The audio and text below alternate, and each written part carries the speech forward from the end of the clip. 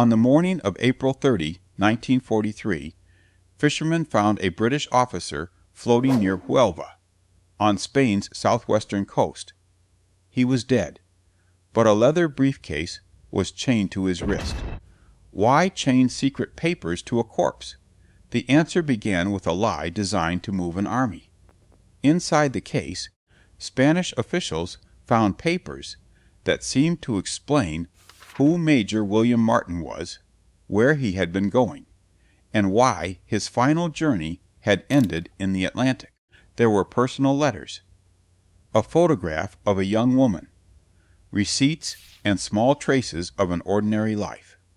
Details that made a false identity feel lived in. Then came the documents that mattered. They appeared to contain a private message from a senior British officer describing the next stage of the war. The papers pointed away from Sicily, the island sitting just across the Mediterranean from the Italian mainland. Instead, they suggested that the main Allied attack would strike Greece and the Balkans. If German commanders believed that message, they would strengthen the wrong beaches, redirect troops, and pull attention away from the invasion that was actually approaching Sicily. At first, the body looked like a routine recovery. Spanish authorities took it ashore.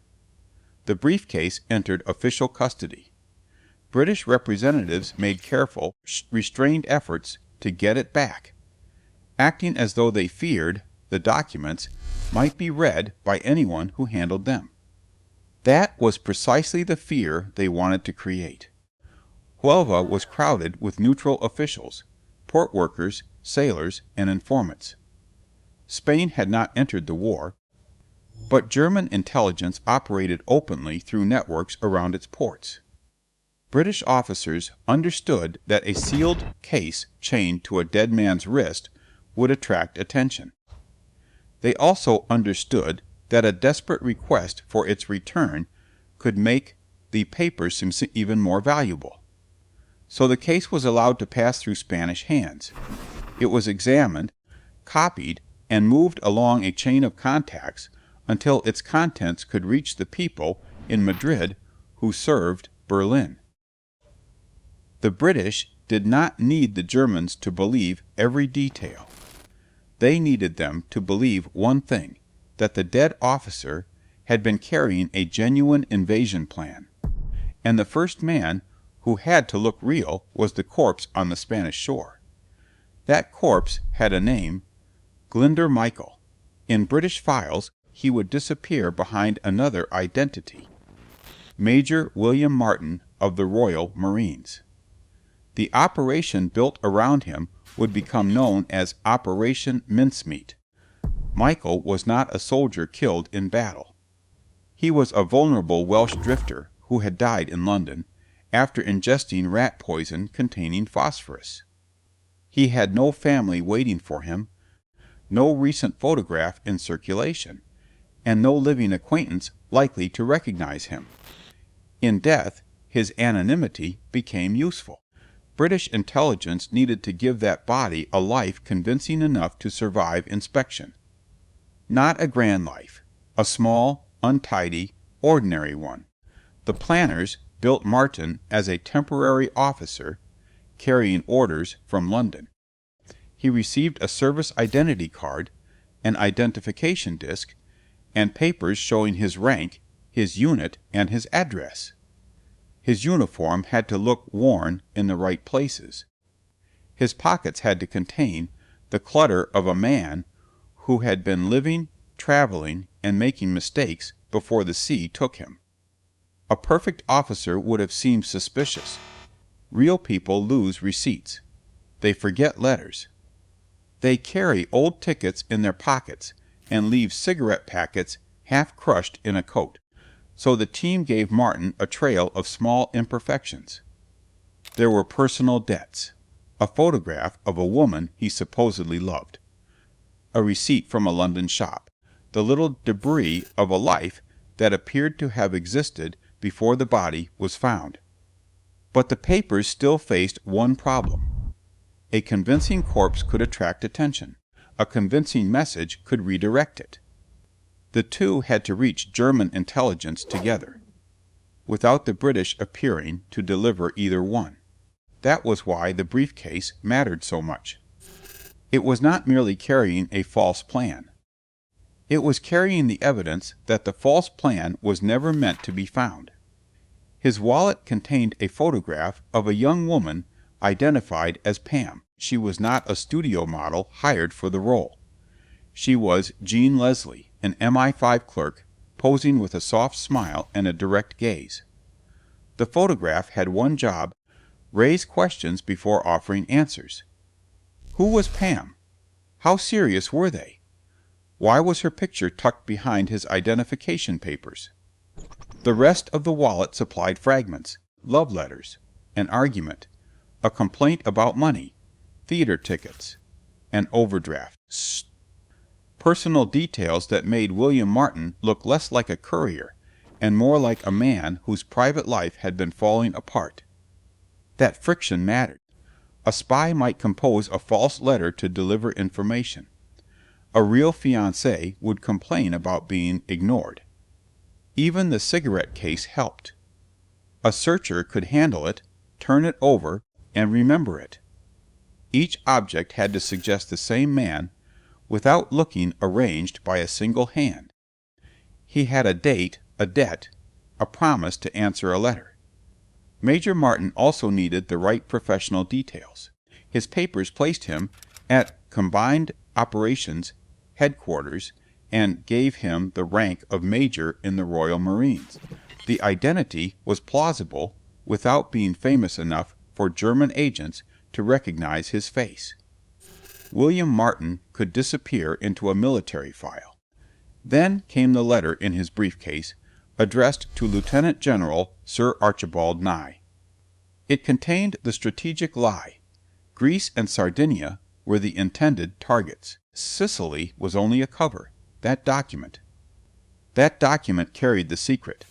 But the planners knew a document was judged through the person carrying it. A German officer finding the letter would ask one question: who was this man? If Martin carried only the plan, the answer would be obvious: a messenger, a plant, a body dressed for the purpose. Instead, the search revealed Pam's photograph, unpaid bills, theater stubs, cigarettes, receipts, and private correspondence. The fake officer seemed to have lost his entire life at once. That was the trick. The military secret had to disappear inside the debris of an ordinary life. Montague and Cholmondeley did not invent a flawless hero. They invented a man with an unfinished romance, an overdrawn account, and a pocket full of evidence that he expected to come back. Then they sealed that life inside a briefcase, fastened it to his body, and trusted German intelligence to read the details as truth. The briefcase did not need to persuade every officer in Berlin. It only had to reach the men who could move an army, and it did. In Hitler's headquarters, the papers were treated as a warning that the Allies might strike through Greece, with Sardinia as another possibility. Sicily, sitting directly across the Mediterranean from North Africa, was still exposed. But it no longer looked like the only answer. That uncertainty became orders. German formations shifted toward the eastern Mediterranean. Troops were held back for Greece.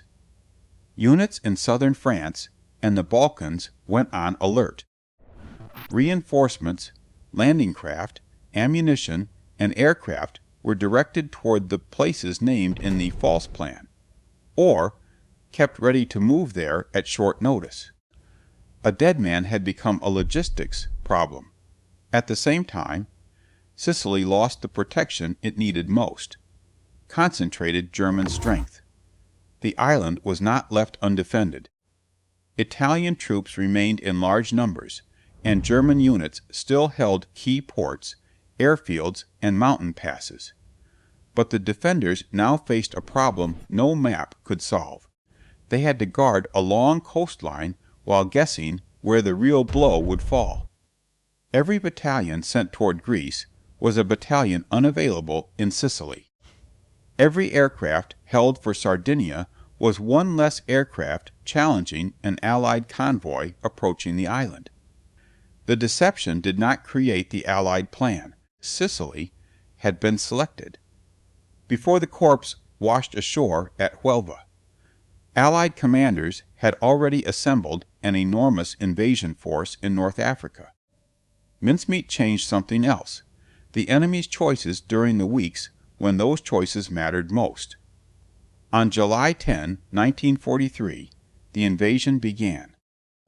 British, American, and Canadian troops came ashore across southeastern Sicily, from beaches near Pacino and Noto to the Gulf of Gela, the sky filled with transport aircraft and gliders. Ships offshore opened fire toward the coast. Landing craft pushed through rough water, carrying tanks, engineers, trucks, and infantry. The first hours were chaotic. Some gliders fell into the sea. Units landed far from their intended points. Italian defenders fought in places, while German troops counterattacked around Gela with tanks and artillery. But the invasion kept widening. Patton's American forces drove west toward Palermo. Montgomery's British and Canadian troops pressed north and east toward Catania and Messina. The Axis command was now facing the battlefield the fake papers had encouraged it to discount. Sicily was not a feint. It was the main invasion. And the defenders had too little time, too few reserves, and no clear way to close the gaps. German commanders tried to bring in reinforcements, but movement across the Mediterranean was dangerous. Allied aircraft hunted trains and road columns. Naval guns threatened the ports. Mountain roads slowed tanks and supply trucks, while Italian units became less willing to sacrifice themselves for a regime losing control by the hour. By late July, German and Italian forces were fighting not to throw the Allies back into the sea, but to escape the island. They constructed defensive lines across northeastern Sicily and began a controlled withdrawal toward the Straits of Messina. Thousands of vehicles, guns, and men crossed to the Italian mainland, but the island itself was lost. The military defeat struck Rome with political force. For years, Benito Mussolini had presented the war as proof of fascist strength. Now Allied soldiers held Sicilian towns. Italian ships had failed to stop them, and German troops were retreating through Italy's own territory. On July 24th, the fascist Grand Council turned against Mussolini. The next day, King Victor Emmanuel III dismissed him and ordered his arrest. Mincemeat did not topple Mussolini by itself. The invasion, the collapse of Italian confidence, years of military failure, and the growing power of Germany all played their part. But the false papers helped create the conditions in which the real landing met a divided, misdirected defense. A dead man had carried a lie across the sea. Then living armies acted on it. But they did not act because every German officer accepted Major Martin as real. That was never necessary. It sat much of motion. The deception worked in the gray space between belief and doubt, where commanders must make decisions before the evidence is complete. German intelligence already expected the Allies to strike somewhere in the Mediterranean. Greece was vulnerable. Sardinia was vulnerable. Sicily, too, remained an obvious target. Reports arrived from different channels, pointing in different directions, and each carried its own questions. Were the British papers genuine? Had the Allies planted them? Was the warning about Greece a trap designed to protect Sicily? At Hitler's headquarters, uncertainty did not produce calm. It produced precautions. Troops were held back or redirected. Defensive plans for Greece were strengthened. Formations that might have reinforced Sicily were kept available for another crisis, because the German command could not afford to dismiss the possibility of a Balkan invasion. That was the quiet machinery behind the spectacular corpse. A suitcase, a uniform, and a set of forged letters had entered the system. Then the system compared the new information with old fears, competing reports, and the private instincts of powerful men. Hitler did not need to say, "This is unquestionably true." He only needed to think, "If this is true, and I ignore it, the consequences could be disastrous."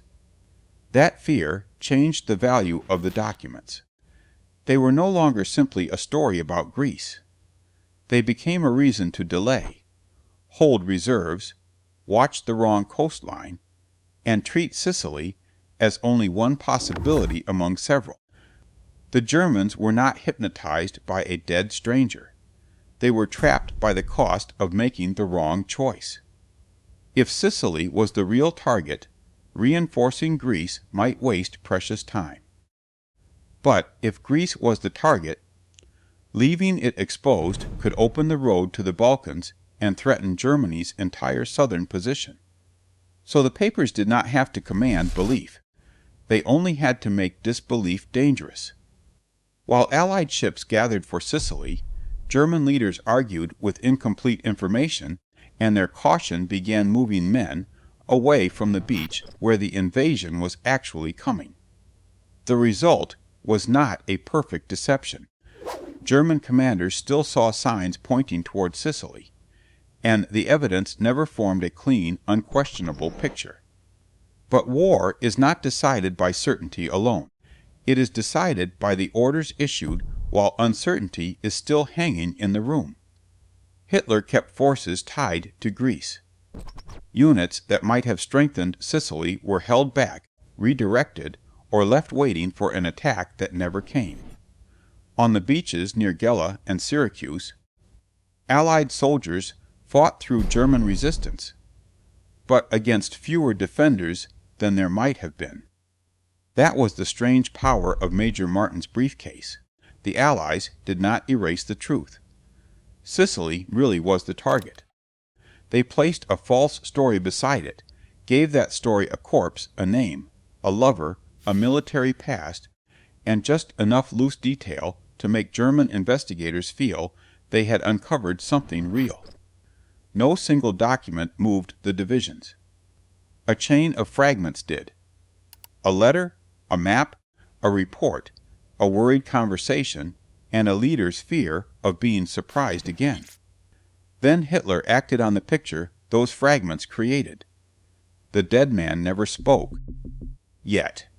His papers entered the machinery of command, and somewhere between the evidence and the order, the enemy began moving an army for someone else. Major Martin never made Sicily disappear. He made Hitler afraid to defend it, as if it were the only battlefield.